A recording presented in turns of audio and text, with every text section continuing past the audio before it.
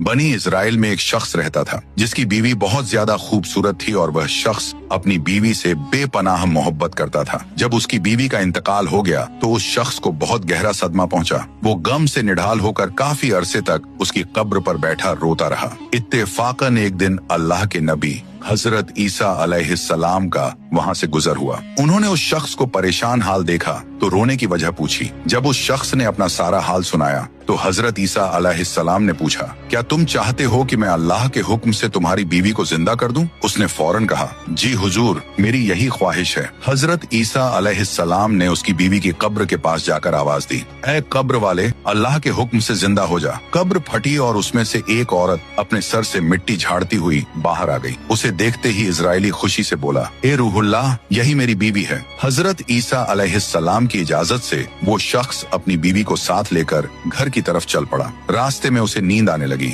उसने बीवी से कहा, तुम्हारे जाने के गम और रातों को जागने की वजह से मैं थक गया हूँ, मैं कुछ देर आराम करना चाहता हूँ। बीवी ने कहा, ठीक है, आप आराम कर लें। वो शख्स अपनी बीवी की गोद में सर रखकर सो गया। इतने में वहाँ से एक शहजादे का गुजर हुआ जो घोड़े पर सवार था और बहुत ही हसीन जमील था। उस औरत की नजर जैसे ही शहजादे पर पड़ी वह फौरन उस पर आशिक हो गई। शैतान ने उसे बहका दिया। उसने अपने शौहर का सर आहिस्ता से जमीन पर रखा और शहजादे के सामने जा खड़ी हुई। शहजादा भी उसके हुस्न को देखकर उस पर फिदा हो गया और औरत की ख्वाहिश पर उसे अपने घोड़े पर बिठाकर साथ ले गया। जब शौहर की आंख खुली और उसने बीवी को वहां न पाया तो वह बहुत परेशान हुआ। वह उसके कदमों के निशान तलाश करता हुआ वहां पहुंच गया जहां शहजादा और उसकी बीवी मौजूद थे। शौहर ने शहजादे से कहा, यह मेरी बीवी है, इसे मेरे हवाले कर दो। शहजादे के बोलने से पहले ही वह औरत बोल पड़ी, मैं इसकी बीवी नहीं हूँ, मैं तो शहजादे की लौंडी हूँ। शहजादे ने उस शख्स से कहा, क्या तुम मेरी लौंडी को छीनना चाहते हो? उस शख्स ने कहा,